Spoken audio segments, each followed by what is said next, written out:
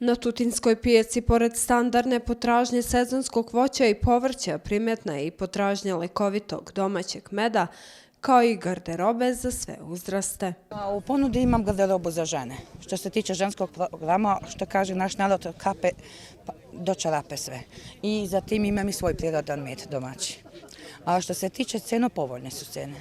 Jer još nismo poskupeli kao što su drugi uradili, ili dalje držimo malo niže cene nego što su u radnjama, da bi prevukli mušterije. A mušterije kupuje, sad zavisi, svako ima na svoj način, šta kome treba, on će doći da kupi. Šta najčešće pazare građani Tutina kod vas? Sada trenutno, kako da se izrazim, pošto je počela sezona sad ženskog rublja. Sad to najviše uzimaju.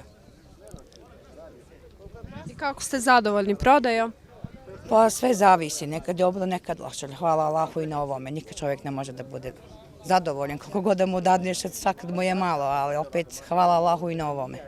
Od tezge do tezge razlikuju se cene i očekivanja prodavaca. Trenutno se prodaje pomalo naranđa, jabuka, mandarina i tako to. Naroda nema ništa. Tako, ne znam šta da kažem drugo. Kako ste zadovoljni prodajom? Nikako. Veliki gubici, nema naroda, nema prodaje i tako. Kakve su cene? Cene su minimalne. Naranđa 100 dinara, jabuka 50 dinara, mandarina 150, limun 100 dinara, kruška 200, paradajz 200 i tako to.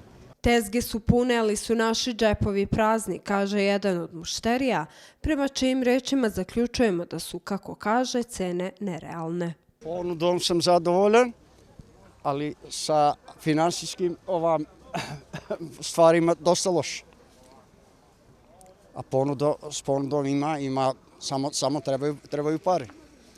Šta najčešće vi pazarite?